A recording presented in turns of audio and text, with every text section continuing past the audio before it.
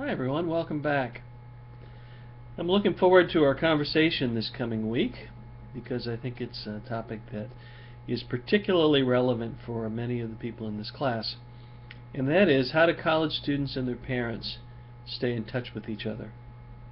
Hopefully by now you've had a chance to read the chapter by Hofer and Moore, listen to the podcast that also talks about their research, and we'll be able to have a good discussion about how does your experience match up with the experience that they talk about in the research.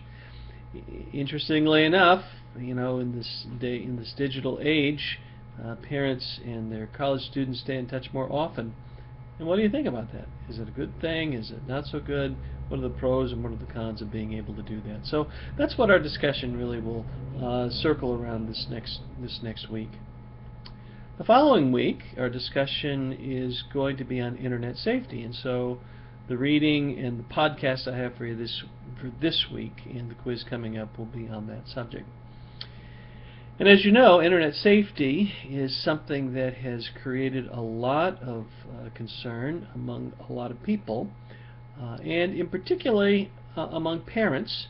While we're really moving out of the section of the course that deals with parents, in some ways this coming week, the week on internet safety, has a lot to do with parents, because parents are some of the ones that express the greatest concern about the safety of their children on the internet, whether it has to do with cyberbullying or somebody stalking them or scamming, or any number of ways in which somebody might be taken advantage of through a digital source.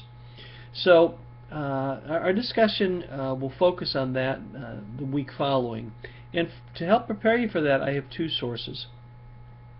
One is a Pew survey by Madden and a bunch of other authors that you can find under the content button on the D2L site.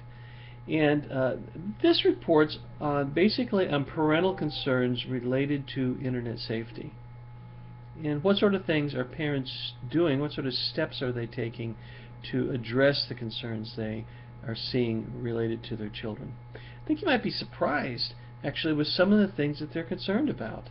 I certainly was when I read it the first time, thinking, I can understand some of these things, but some of the others really hadn't crossed my mind. So it'll be interesting to get your feedback on that. And but I hope as you read through the survey, you can look at it from the parent's perspective and say, okay, here are some of the things they're concerned about, and also from the kid's perspective, and how legitimate are these concerns.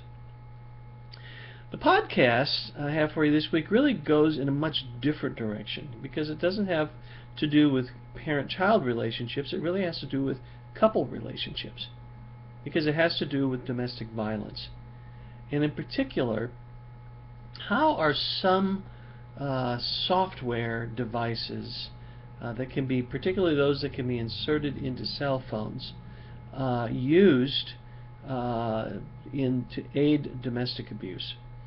And it's kind of chilling, actually.